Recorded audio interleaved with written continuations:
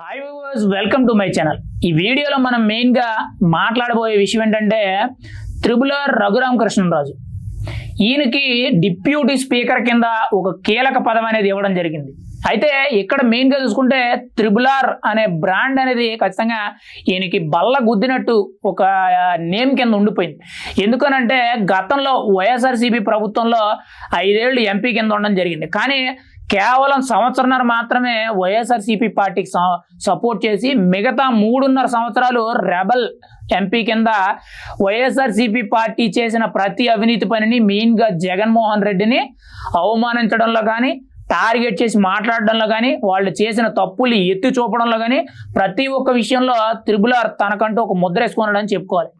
అదే నేపథ్యంలో మొన్న కూటమిలో ఆయనకైతే ఉండి నియోజకవర్గ ఎమ్మెల్యే కింద సీటు దొరికింది. ఆ సీట్లో ఆయన మంచి మెజారిటీతో దాదాపుగా 63,000 పైచిలకు మెజారిటీతో గెలిచినట్టు కొంత సమాచారం అయితే ఉంది. అయితే ఇక్కడ మెయిన్గా చూసుకుంటే ఆయన గెలిచిన తర్వాత కూడా ఆయనకుండే ఇన్ఫ్లుయెన్స్ కానీ, యాక్చువల్లీ ఆయన మెయిన్గా చూసుకుంటే అసెంబ్లీ స్థాయి అంటే ఎమ్మెల్యే స్థాయి నాయకుడు అయితే కాదు. ఆయనకుండే కాంటాక్ట్ అంతా కూడా మెయిన్గా ఢిల్లీ లెవెల్లో ప్రతి ఒక్క ఎంపీతో కానీ, ప్రతి ఒక్క కేంద్ర మంత్రితో కానీ ఆయనకి సన్నిహిత సంబంధాలు ఉన్నాయి. ఈవెన్ ఎవరిని కలవాలన్నా చాలా ఈజీగా కలవడానికి ఆయన ఒక్కరికే పాసిబిలిటీస్ ఉన్నాయి.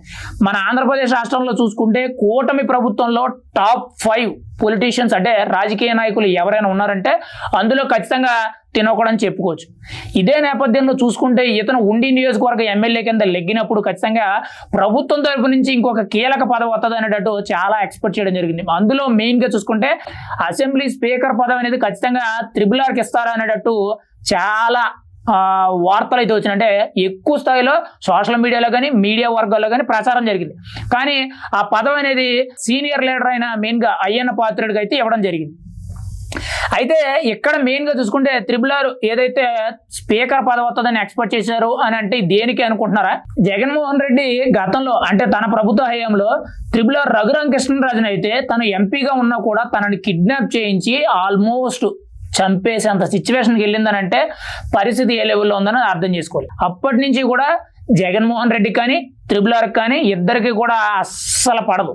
100కు 100% పడదు. చాలా నిప్పు మీద ఉప్పు అనేటట్టు చాలా వ్యవహారం వేడిగా ఉంటుందని మనం అయితే చెప్పుకోవచ్చు. అయితే ఖచ్చితంగా త్రిపులర్ రఘురామకృష్ణరాజుకి ఇటు అసెంబ్లీ స్పీకర్ పదవి వస్తే ఖచ్చితంగా జగన్మోహన్ రెడ్డి ఏదో ఒక రోజు అసెంబ్లీకి రాకపోతాడా, అధ్యక్ష అని చెప్పి నన్ను గౌరవంగా పిలకపోతాడా, నేను నా స్టైల్లో ఒక వే ఆఫ్ క్లాస్ ఇవ్వకపోతానా అనేటట్టు చాలా వరకు కూడా ఊహాగానాలు అయితే ఉన్నాయి. ఇక్కడ మెయిన్గా చూసుకుంటే అప్పుడు పదవి మిస్ అయింది. అప్పుడు స్పీకర్ పదవి వస్తుంది అనుకున్నారు కానీ రాలేదు. కానీ ఈ నేపథ్యంలో సీఎం చంద్రబాబు నాయుడు గారు వేరే పేర్లు ఏవి కూడా ఖరారు చేయకుండా డైరెక్ట్గా త్రిపులర్ రఘురామకృష్ణరాజు డిప్యూటీ స్పీకర్గా నియమిస్తున్నట్లయితే ఆదేశాలు జారీ చేయడం జరిగింది.